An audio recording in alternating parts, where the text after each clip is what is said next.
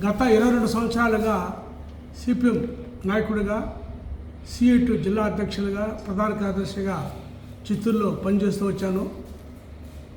జిల్లా సిపిఎం పార్టీలో వచ్చిన అంతర్గత సమస్యల వల్ల నేను అక్కడ ఎమ్మెల్యే లేకుండా సిపిఎం పార్టీ ప్రాథమిక సభ్యత్వానికి, అలాగే సిఐటి ప్రస్తుత జిల్లా అధ్యక్ష పదవికి రాజీనామా చేస్తున్నాను. నేను రాజీనామా చేసిన విషయాన్ని రాష్ట్ర నాయకులు కూడా కొరియర్ ద్వారా పంపించాను. వాళ్ళు ఏమాత్రమూ నా విషయం పట్ల స్పందించలేదు. అందువల్ల ఈరోజు విలేకరుల సమక్షంలో నేను సిపిఎం నుండి, సిఐటి నుండి రాజీనామా చేసినట్లుగా ప్రకటించాలని వచ్చాను.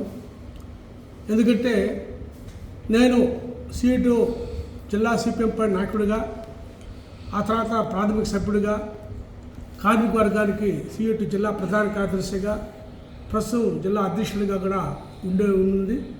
కానీ ఈ జిల్లాలో కార్మిక సమస్యల్ని పట్టించుకోవడంలో వైఫల్యం జరిగింది.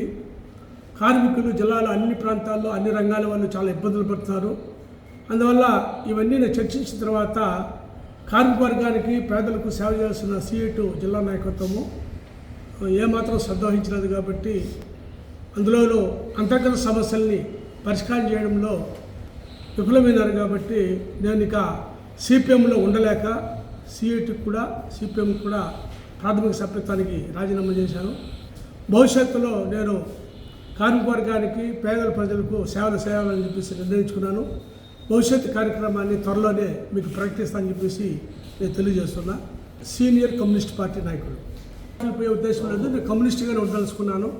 ఎందుకంటే కార్మిక వర్గ పార్టీ, కమ్యూనిస్ట్ పార్టీ ఈ జిల్లాలో కార్మిక వర్గానికి అనేక రకాల సమస్యలు ఉన్నది. ఆ సమస్యల పరిష్కారం కోసం వాళ్ళు పోరాటం చేస్తున్నారు.